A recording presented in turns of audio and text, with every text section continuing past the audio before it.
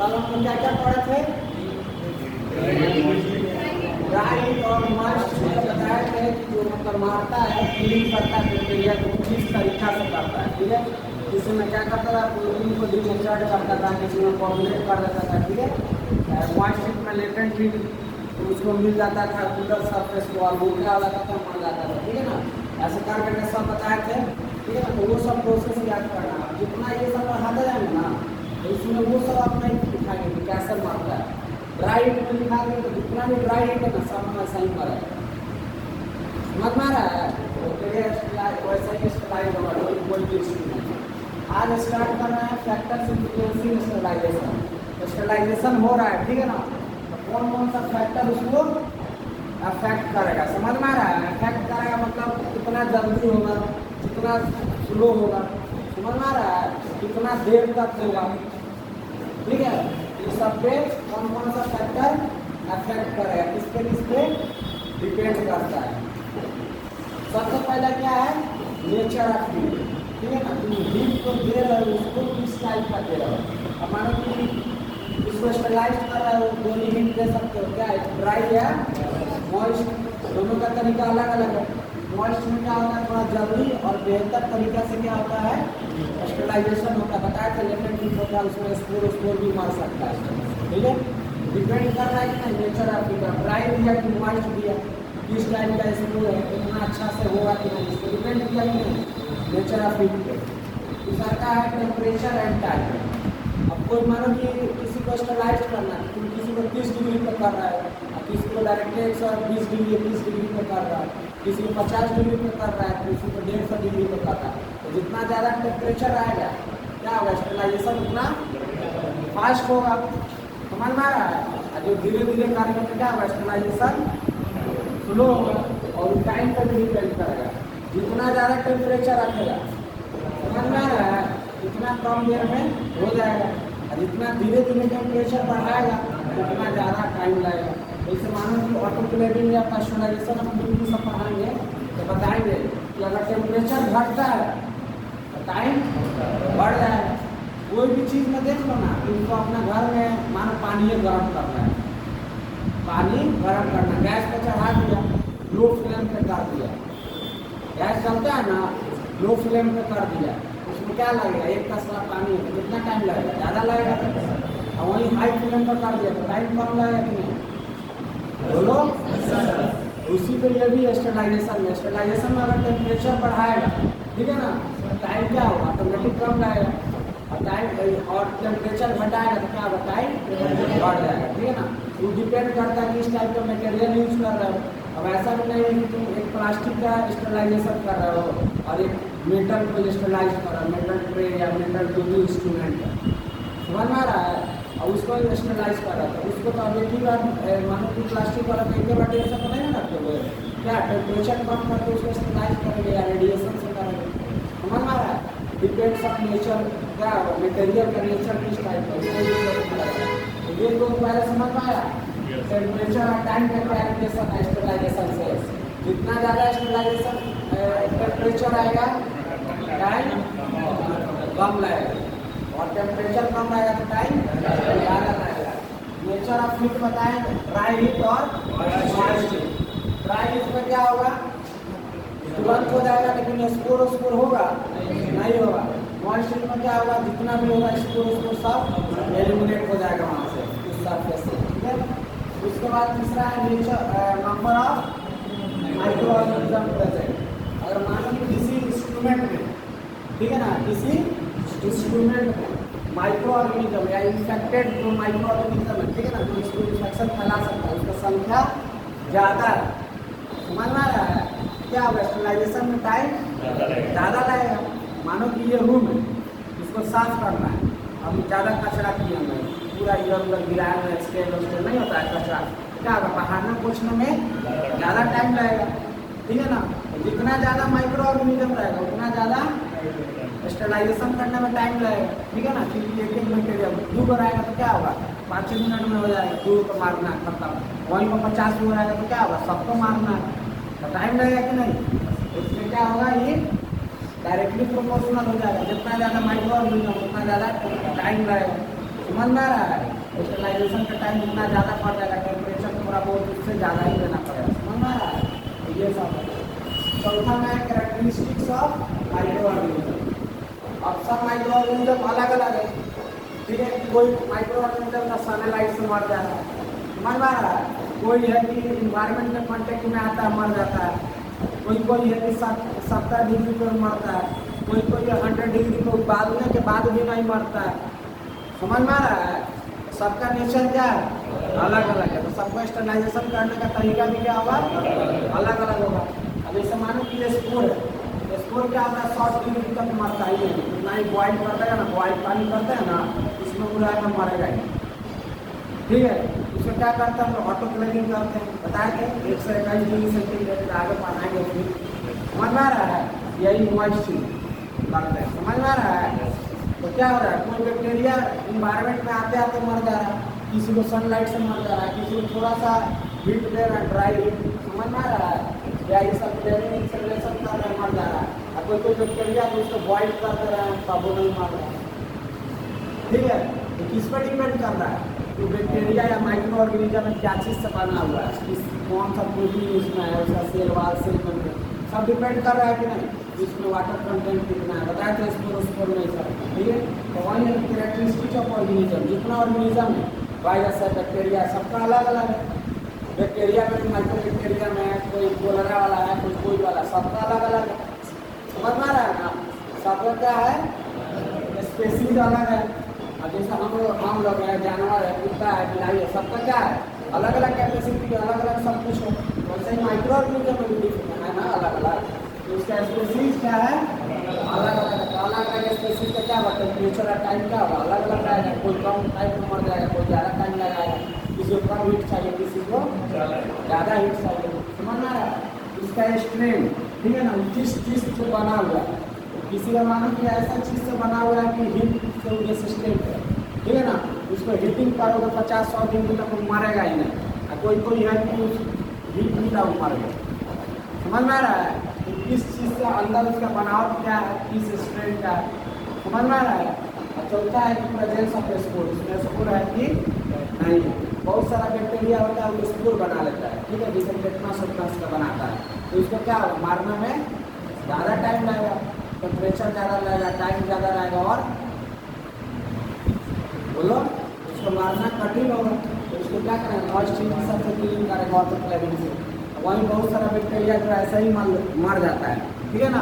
तो इसको क्या करेंगे, नॉर्मल सब क्लेविंग रेट हल कर देंगे, मर जाएगा, ठीक है।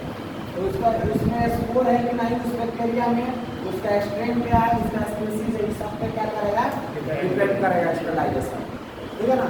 जो जल्दी मरने वाला रहेगा वो जल्दी मर जाएगा, ठीक है ना। जिसका स्ट्रेन मजबूत रहेगा वो लेट से स्टेलाइज होगा। जिसमें स्पोर पाया जाता है क्या होगा, स्टेलाइजेशन सब तरीका से नहीं होगा, मॉइस्चर से ही ज़्यादातर किया जाता है, ठीक है ना। डिपेंड कर रहा है कि नहीं सब पे, ये हो गया। पाँचवा में है the presence of organic substances present, ठीक है ना। उसके अंदर में ऑर्गेनिक सब्सटेंस है, ठीक है ना। किस टाइप का प्रोटीन, कोई ऐसा प्रोटीन होगा कि जो मानो 50-60 डिग्री सेंटीग्रेड पर जाकर डिनेचर्ड नहीं होगा, कोआगुलेट नहीं होगा, खट्टा नहीं जमने देगा, बोले कि हम 100 डिग्री पर जाकर खट्टा जमेंगे। और 90 डिग्री तक टेम्परेचर देगा, 95 डिग्री तक तो होगा नहीं होगा। अब कोई रहेगा कि 30 डिग्री पर डिनेचर्ड होगा, 40 डिग्री पर डिनेचर्ड होगा। समझ आ रहा है।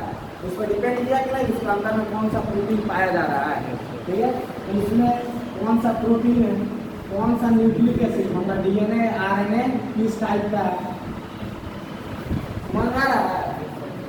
उसमें स्टार्च कौन सा है, जिलेटिन, शुगर और फैट कितना मात्रा में है और किस टाइप का है, समझ में आ रहा है। सबको डिपेंड करता है। जिलेटिन ये सब सब्सटेंस है, स्टार्च, जिलेटिन, सब शुगर फैट खाने वाला है, ठीक है ना। बताएंगे आगे फाइबर सब में आता है, समझ में आ रहा है। ये सब पे किस पे डिपेंड करता है, उसके अंदर का बनावट क्या है। मानो कि एक टायर है, ठीक है ना, एक टायर है जो मानो कि कोई ऐसा रबड़ बनाया गया है कि उसको 100 किलोमीटर भी चलाकर पूरा फास्ट में, ठीक है ना। और पूरा NH जो है क्या है, पूरा हीट किया हुआ है, मानो 50 डिग्री सेंटीग्रेड, धूप बहुत देर है, समझ में आ रहा है। एक बढ़िया टायर है जिसको बनाया गया तो 100 किलोमीटर भी चल जाएगा। कोई एक लोकल टायर उठा लो कि वो उतना टेम्परेचर बियर नहीं कर सकता, तो चलेगा नहीं चलेगा। उसका सब डिपेंड क्या चीज़ पर कर रहा है, उसका बनावट क्या चीज़ का है, ठीक है ना। उसके अंदर जो मटेरियल यूज कर रहा है वो किस टाइप का यूज कर रहा है, समझ में आ रहा है। दोनों का टायर है लेकिन डिपेंड कर रहा है कि नहीं दोनों पे। तो वैसे ही सेम बैक्टीरिया या जो भी माइक्रो ऑर्गेनिज्म है, समझ में आ रहा है, उसका बनावट, उसके अंदर में कौन सा फैट है, ठीक है ना, कितना मात्रा में है, कौन सा प्रोटीन है, कितना मात्रा में है, समझ में आ रहा है, उस सब पे डिपेंड करेगा। समझ में आ रहा है।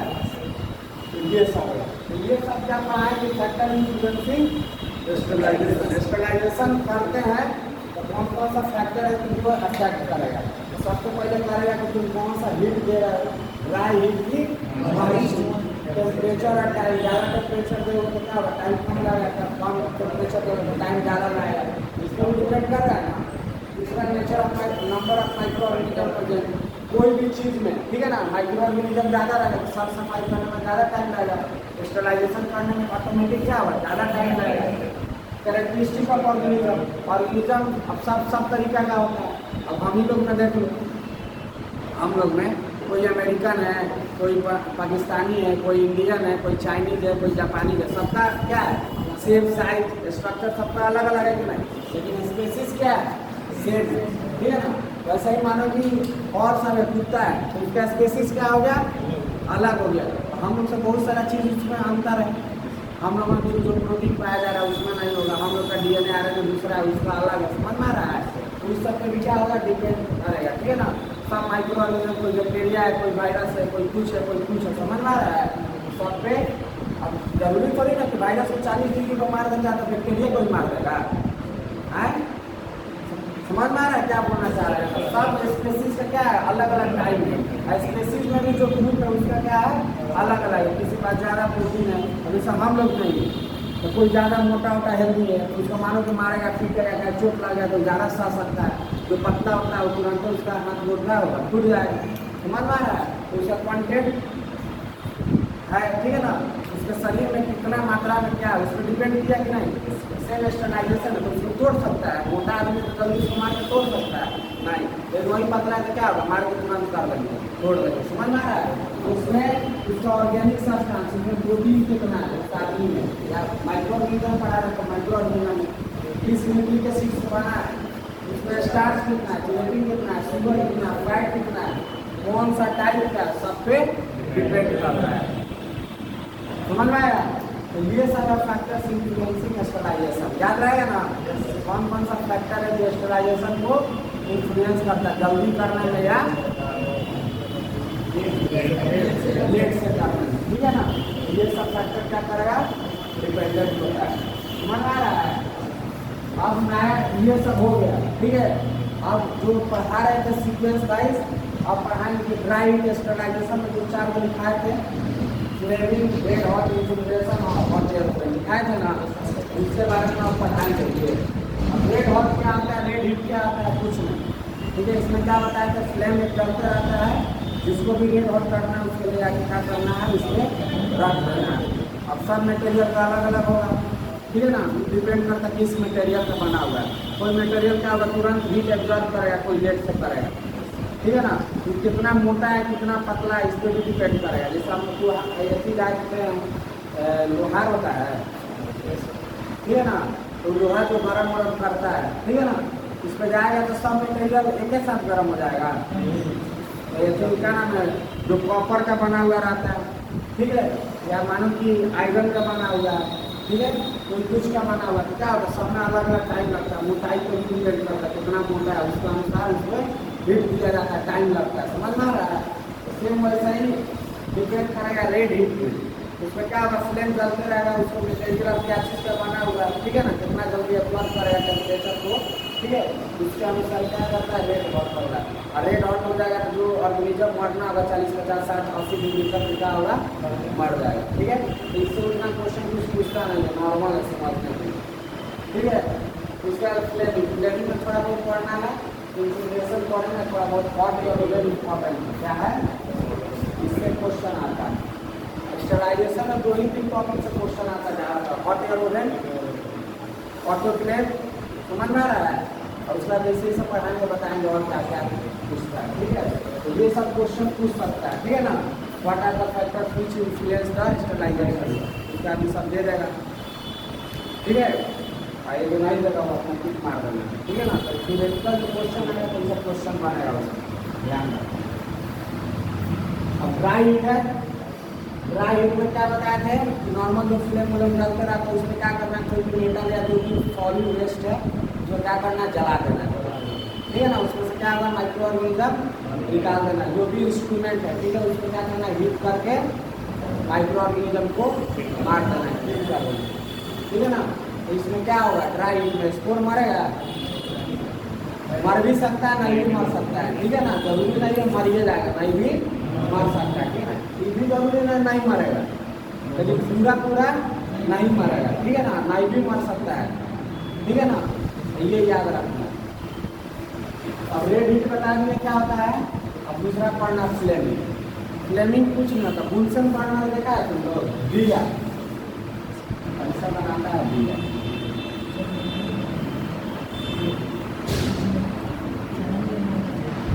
सही रहता है ना।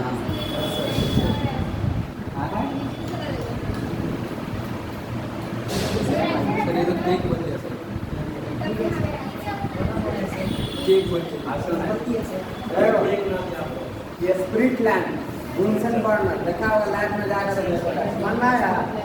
इसमें क्या होता है, स्प्रिट सब डाल दिया जाता है, इसमें क्या होता है, बतिया आता है, ठीक है। अभी क्या हो रहा है, आग लग रहा है, लाल लाल, समझा। तो इसमें क्या किया जाता है, जो इंस्ट्रूमेंट को स्टरलाइज करना, समझ में आ रहा है। इसको क्या करना है कि 1-2 मिनट के लिए इस पर डायरेक्ट रखा रहना, ये नहीं कि हटाना निकालना है, समझ में आ रहा है। ये क्या करना है, प्लेस कर देना, जिसको स्टरलाइज करना है, जिस चीज को, समझा। रख देगा 1-2 मिनट के लिए, तो क्या होगा, उसे लिया तो पूरा गर्म हो जाएगा, रेड और जो भी बैक्टीरिया होगा सब क्या होगा, मार जाएगा। और इसमें देखो वहीं दिखा रहा है इनोकुलेटिंग लूप, क्या होता है, समझ में आ रहा है। इनोकुलेटिंग लूप जब ग्राम स्केलिंग सब पढ़ाएंगे ना, तो तुमको बताएंगे ये कैसे करके लूप होता है। बताया था ना कि सैंपल कलेक्शन किया जाता है, जो लिक्विड होगा तो उसको धारा नहीं आता है, ठीक है ना। उसको क्या किया जाता है कि हमको ये जो बना हुआ है ना गोल गोल, समझ में आ रहा है। उसी में क्या है, जैसे ही डुबाएगा ना तो उसमें क्या होगा, गोल गोल बबल्स जैसा आ जाएगा सैंपल। और उसको मानो कि कल्चर मीडिया पर रखना, तो उसी को देखकर क्या करेगा, ऐसे कर देगा। मानो कि सैंपल आ गया यूरिन का, 10 को यूरिन का रखा हुआ बताया थे, एक में से मानो निकाल दिया, तो इसमें जो बैक्टीरिया सब अलग अलग आदमी का टेस्ट करने के लिए सब अलग अलग आदमी किया। अब सबको कंटेमिनेट नहीं कर सकते हैं, तो रिपोर्टिंग गलत हो जाएगा। तो क्या करते हैं, पहला बार इसमें डुबाएंगे ना, इसका सैंपल निकाल के कल्चर मीडिया पर लगा लें, ठीक है। या जो काम करना कर लो, स्लाइड बनाना स्लाइड बनाना। तो ये क्या हो गया, इस बैक्टीरिया से इन्फेक्टेड है, स्पेसिमेन जो भी चीज़ से उससे इन्फेक्टेड हो गया। अब इसको क्या करना है, डायरेक्ट इसमें लगा देंगे, लगा देंगे तो पता चलेगा यही वाला बैक्टीरिया फिर इसमें भी आ गया, इसमें दूसरा बैक्टीरिया, पता चलेगा इसमें गलत है। तो क्या करेंगे, इसको उठाएंगे और उठा के क्या करेंगे, बुनसन पढ़ना है, इसमें क्या करेंगे 10-20 सेकंड के लिए रखेंगे ना, 15 सेकंड के लिए। तार जो होता है नाइट्रोम का या प्लेटिनम का बना हुआ रहता है, समझ में आ रहा है। इतना दूर क्या करेंगे, इसका लाइव कर लेंगे, समझ में आया। बैक्टीरिया पर ये क्या होगा, मर जाएगा। क्या होगा, पूरा हीट हो गया, उसका क्या करें, इसको ठंडा भी करना है, नहीं ठंडा करेगा तो स्पेसिमेन में डालेगा, क्या होगा, जो बैक्टीरिया है ऊपर नहीं मर जाएगा। तो सैंपल इसमें ग्रो होगा, फिर इसमें डालेगा तो नहीं ना होगा। या माइक्रोस्कोप में देखना है तो स्मीयर बनाएगा तो दिखेगा, तो नहीं मर जाएगा, मन मार रहा है।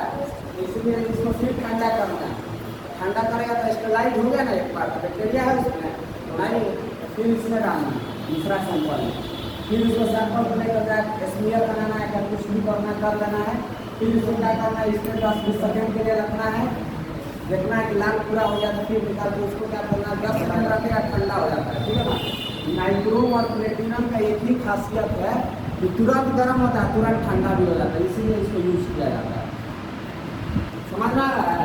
नाइट्रोम और प्लेटिनम जो वायर को इसलिए यूज किया जाता है क्योंकि तुरंत क्या होता है, गर्म भी हो जाता है, तुरंत ठंडा भी हो जाता है, 20-25 सेकेंड में क्या होता है, गर्म भी हो जाता है, 10 सेकेंड बाद में क्या होता है, ठंडा हो जाता है। तो हमको 1 मिनट के अंदर सब कुछ हो गया।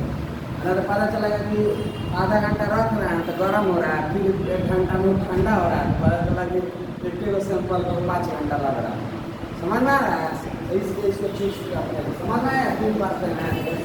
जब माइक्रोबायोलॉजी में आगे जैसे जैसे पढ़ाएंगे, ठीक है ना, स्केलिंग उसको सब बताएंगे, डायग्राम सब दिखाएंगे, कुछ नहीं है, ठीक है ना।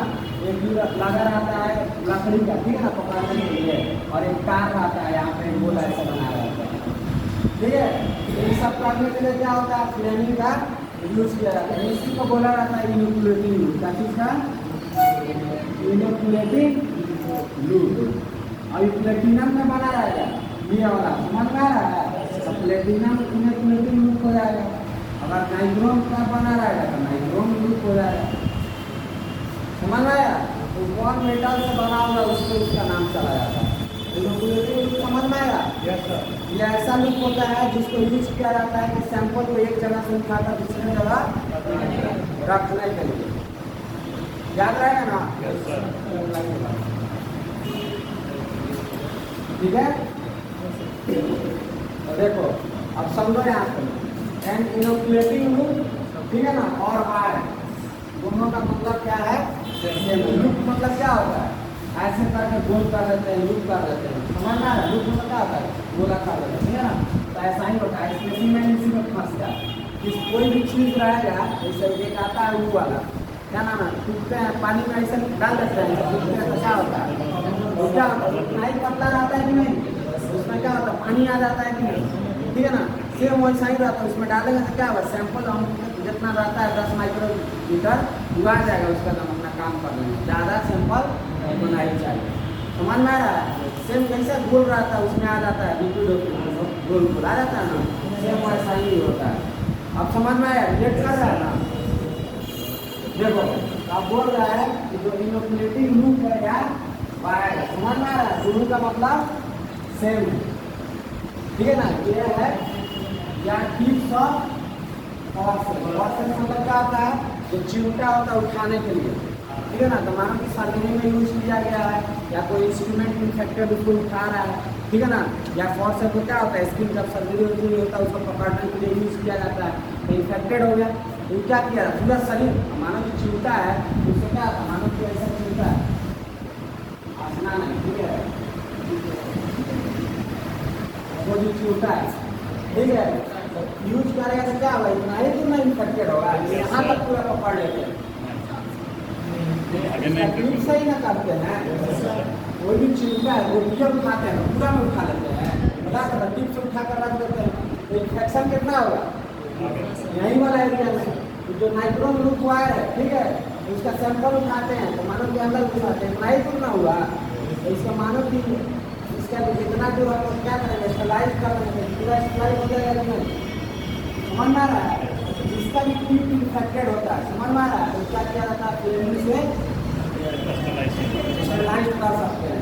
नाइक्रोम लूप वायर भी उसका क्या हो रहा है? सिर्फ टिप ऊपर वाला हो रहा है ना, और इसका फोर्स से क्या हो रहा है? सिर्फ पकड़ेगा तो इतना ही ना होगा इन्फेक्टेड। तो उसको क्या करेंगे? जितना जो इन्फेक्टेड है उसको टिप को क्या करेंगे? स्टलाइज करेंगे। कैंडी स्टलाइज बाई होल्डिंग है मोबाइल है फंक्शन फ्लैग, इसी को बोला जाता है फंक्शन फ्लैग, ठीक है ना। लैब में जाएगा तो ऐसे करके एक बनाता है, समझ में आ रहा है? इसमें से आगे इसमें स्क्रीन सब आता है, इसमें बबलर लगा रहता है, समझ में आ रहा है? इसमें क्या करेगा तुम?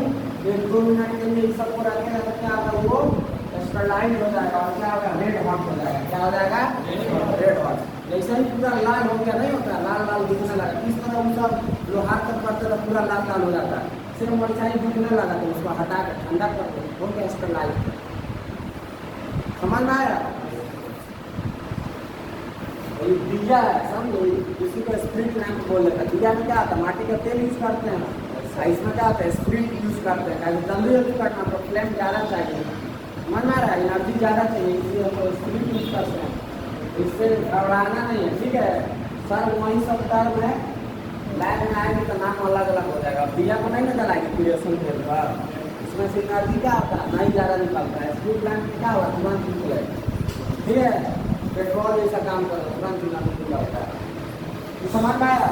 क्या करना है कि जो भी इनोकुलेटिंग लूप है, ठीक है, जो इन्फेक्टेड पार्ट है फॉर्सेप्स का या इसका टीप, उसको क्या करना, उठा कर क्या करना, फ्लेमर पे 1-2 मिनट के लिए रख देगा। क्या होगा, तुरंत रेड हॉट हो जाएगा, पूरा लाल लाल हो जाएगा। उसका क्या करना, उसको निकाल कर उसको ठंडा करने के लिए पानी में नहीं डाल देना, ठीक है ना, उसको छोड़ देना हवा में या किसी चीज़ को ऐसा करके खड़ा कर रख लेना। वो अपना कुल 2 मिनट में क्या होगा, ठंडा हो जाएगा, ठीक है ना। नाइट्रोजन लूप का प्लेटिनम लूप का 20-25 सेकेंड में रेड हॉट हो जाता है, 10 सेकेंड में ठंडा भी हो जाता है। अब 4 सेकेंड का थोड़ा उसमें टाइम लगे, ठीक है, क्योंकि मोटा होता है। समझ में आया? तो वही प्लानिंग एग्जाम्पल में किसको किया जा सकता है, platinum loop wire. Platinum loop wire समझ में आया, लूप वायर नहीं होता है, ठीक है। ये क्या है, लूप वायर है। इसमें प्लेटिनम यूज होगा तो प्लेटिनम लूप वायर, और नाइट्रोजन यूज होगा तो प्लेटिनम महंगा आता है। समझ में आ रहा है? लैब में रखता है 50,000 का चुरा के ले गए, ठीक है। इसीलिए जनरली जो लैब में यूज होता है वो कौन सा होता है, नाइट्रोजन लूप वायर। बेस्ट होता है प्लेटिनम, ठीक है, लेकिन क्या होता है, कॉस्टली होता है। समझ में आ रहा है? इसीलिए क्या यूज करते हैं हम लोग, नाइट्रोजन, सस्ता सुविधा वाला। 12 साल की प्लेटिनम को उठा के लेकर चला है, 2,000 का लॉस लग गया, ठीक है। आई क्या होगा, 100, 200, 150 में मिल जाता है, 500, 800 में मिलता है। अंतर है कि नहीं? टूट गया, कहीं गिर गया, कहीं उठा ले गया, चुरा ले गया, काम चलाना है। इसी से दूरी से काम चला रहा है, 5 सेकेंड के अंतर आता है, 5 सेकेंड में काम हो जाता है, ठीक है। समझ में आया सर? तो फ्लेमिंग से कौन कौन सा इंस्ट्रूमेंट तुम स्टेलाइज कर सकते हो? क्या चीज? टिप्स ऑफ फॉर्सेस, पूरा नहीं, tip of forces, platinum loop wire और समझ में आ रहा है? इसके बाद क्या है, inoculation loops carrying infective material. अब देखो ये जो इनोकुलेशन लूप है, इनोकुलेशन लूप किसको बोल रहा है, बोलो? हाँ यही है, समझ में आ रहा है? इसका काम क्या है, सैंपल क्या करना है, एक जगह से क्या करना। अब सैंपल जो भी आता है उसको देखो लैब में पढ़ाएंगे, कोई भी लैब में सैंपल आ रहा है उसको मानना इन्फेक्टिव है। वो चाहे हेल्दी आदमी दे रहा है, वो बीमार आदमी दे रहा है, कोई आदमी दे रहा है, उसको कुछ ना कुछ होगा तभी। उसको छूना नहीं है बिना ग्लव्स के, नहीं इसमें पढ़ाएंगे लैब में, ठीक है ना, लैब मैनेजमेंट का पढ़ाएंगे। समझ में आ रहा है? तो इसका यूज़ क्या हो जाएगा, जो भी इन्फेक्टिव मटेरियल आएगा, सैंपल आएगा, उसको क्या करना, उठा कर एक जगह से दूसरे जगह, मतलब मानो कि इससे उठा के इस प्लेट में डालना है या सिंगर बनाना है या कल्चर मीडिया पर डालना है, तो क्या करेगा, ढालना नहीं, उसमें रख देना। समझ में आ रहा है ना? तो वही लिख रहा है इनोकुलेशन समझ में आ गया। कैरिंग इन्फेक्टिव मटेरियल क्या करेगा, इन्फेक्टिव मटेरियल जो सैंपल है बताया ना इन्फेक्शियस रहता है, तो क्या करेगा, कैरी करेगा इन्फेक्टिव मटेरियल में भी डीप इन डिसइंफेक्टेंट। देखो अब रेड, अब क्या बताया था तुमको, सैंपल लेना है, रेड हॉट कर देना। समझ में आ रहा है? लेकिन बहुत सारा क्या होगा कि चीज़ देखता मतलब जलता है तो क्या होता है, स्प्रेड होता है ना, तो उससे क्या होगा कि तुमको खतरा रहा है कि बैक्टीरिया मानो कि कुछ नहीं मरा, क्या होगा, इधर उधर स्प्रेड हो गया। समझ में आ रहा है? तो उसके लिए ये बोल रहा है कि क्या करना है, जैसे ही सैंपल निकाला तो रेड हॉट करने के बजाय क्या करना है, एक डिसइंफेक्टेंट का बॉटल ले लेना। समझ में आ रहा है यार? बीकर होकर में, ठीक है, मानो कि बीकर है, समझ में आ रहा है? इसमें डिसइंफेक्टेंट रख देना है और उसको क्या करना है कि जैसे ही सैंपल लगाया, अपना सैंपल से काम कर लिया, इन्फेक्टेड हो गया, तो इस बीकर में सबसे पहले क्या करना है, 10 सेकेंड के लिए डीप कर देना है। जो भी बैक्टीरिया होगा, जो मरना होगा उससे मर गया, थोड़ा बहुत बचेगा तो क्या होगा, इससे भी मर जाएगा। समझ में आ रहा है? तो क्या होगा, डायरेक्ट इस पर रखेगा, अगर ज़्यादा बैक्टीरिया रहेगा मात्रा में तो क्या होगा, हो सकता है 2-4 में स्प्रेड कर जाए, जहाँ पे काम कर रहे हैं, मेरे हाथ में कॉन्टेक्ट में आ जाए इधर उधर। समझ में आ रहा है? दिक्कत हो सकता है। मानो इसको यूज किया, कितना है, इसको ले जाके एक बार डीप कर दिया। डिसइंफेक्टेंट का भी काम क्या है, बैक्टीरिया सबको मारना, ठीक है, सब बैक्टीरिया नहीं मरेगा, ठीक है ना, जो नॉर्मल बैक्टीरिया सब मर जाएगा और जो नहीं मर पाएगा रेड करके मार देंगे, ठीक है। तो वही बोल रहे हैं, जो भी इनोकुलेटिंग तरीका तो ये होना चाहिए कि यूज करने के बाद क्या करना, सबसे पहले डिसइंफेक्टेंट में उसको डीप करना है, ठीक है ना, और उसके बाद क्या करना है, रेड हॉट करना है। लेकिन हम लोग क्या करते हैं, टाइम बचाने के लिए या कुछ करने के लिए डायरेक्ट करते हैं, उसका रेड हॉट करके छोड़ देते हैं। हम भी लैब में ऐसा ही काम करते हैं, ठीक है ना। जब माइक्रोबायोलॉजी लैब में जाते हैं हम लोग जब स्पूटम का कल्चर है, यूरिन का कल्चर सब लगाना रहता है, ब्लड का समझ में आ रहा है। हम लोग क्या करते हैं, सेम ऐसा ही किया, सैंपल लिया, उसका रेड हॉट कर देते हैं, ठीक है। लेकिन तरीका ये होना चाहिए, तरीका बहुत चीज़ है, लेकिन सब लोग सब कुछ नहीं करता है। लेकिन तुमको तो पढ़ाना है, पढ़ा देना। समझ में आया? ये फ्लेमिंग सबको समझ में आया? ठीक है। अगला दिन फिर इंसनरेशन पढ़ाएंगे और हॉट एयर होगी, ठीक है ना। ऐसा ही करके एक एक टॉपिक निकालते चलेंगे। देखो एक दिन में बहुत सारा चीज़ पढ़ाया जा रहा है, ठीक है ना, बहुत सारा इधर उधर का है। इसको याद करते आते जाना, नहीं तो क्या होगा, एक बार नहीं होता है, पेड़ भरते चला जाएगा, बाद में पढ़ने में मन नहीं कर रहे। इसलिए बोलते हैं डेली का डेली 2 बार पढ़ो। समझ में आ रहा है ना? 2 बार 3 बार अपना फेयर में निकलो, फिर बार को निकल याद करो। नहीं याद करेगा, एक बार पढ़ लेगा ना, 2 बार 10 दिन बाद पढ़ेगा तो दिमाग में छपा हुआ रहेगा। आज नहीं पढ़ेगा, 5 दिन बाद पढ़ेगा तो समझ में नहीं आएगा सर क्या पढ़ा है, ठीक है। ऐसा बहुत काम वाला चीज़ है। सबको ओटी वाला है तो उसको भी तो स्टेलाइजेशन करना है, रेडियोलॉजी आएगा, रेडियोलॉजिस्ट है तो उसको भी तो ये सब नॉर्मल पढ़ना है, ये पढ़ना सब जगह तो वही सब कलेक्शन करना है, ठीक है। बाद में डिपार्टमेंट सब चेंज हो जाएगा, लेकिन जो नॉर्मल चीज़ है, समझ में आ रहा है, जो यूनिवर्सल चीज़ है वो सबको सीखना है। अप्रॉन क्या नहीं पहनता है, वीआईपी वाला नहीं पहनेगा, ग्लव्स नहीं पहनता है, तरीका पता होना चाहिए ना कैसे पहना जाता है, क्यों पहनते हैं, किस कंडीशन में पहनेंगे। ये सब अभी कॉमन क्लास चल रहा है, ठीक है। ये सब सबको सीखना, ये नहीं कि सर इसी लैब वाला करेगा, फिर बीओटी वाला करेगा, तो रेडियो नहीं करेगा, बीओटी वाला, ठीक है ना। पढ़ा रहे हैं सब सीखना। जब होगा डिपार्टमेंट से नॉलेज रखना खराब चीज़ थोड़ी ना है। ये सब से तुमको पता रहेगा ना, तुम्हारी जिंदगी सुरक्षित रहेगा, तुम्हारे हाथ में रहेगा। एक बार इन्फेक्शन हो गया, मानो ट्यूबरकुलोसिस का ही हो गया, जिंदगी भर होता है। समझ में आ रहा है? किसी में HIV हो गया, ग्लव्स नहीं पहना हो गया, किसी माध्यम से, समझ में आ रहा है, जिंदगी बर्बाद हो जाए। इसलिए ये सब पढ़ते चलना, कैसे स्टेलाइज करना, कैसे क्या, ठीक है। ये समझ में आया? इसमें नहीं आया पूछ लो फिर से, ठीक है। अब कल क्या पढ़ाएंगे, और हॉट एयर हो गए, ठीक है ना। उसके बाद क्या होगा, ये ड्राई हीट खत्म होगा, फिर मॉइस्ट हीट पढ़ेंगे, मॉइस्ट हीट के बाद फिर क्या पढ़ेंगे, रेडिएशन से पढ़ेंगे। समझ में आ रहा है? ऐसे कर करके क्या होगा, जितना है सब पढ़ते चले जाएंगे। जो बताए थे ना चार्ट याद रखना, चार्ट याद रहेगा तो इसी के अनुसार ही सब चल रहा है, वो याद इम्पोर्टेंट है। चलो ठीक है, ये हो गया, बता दिया जाए।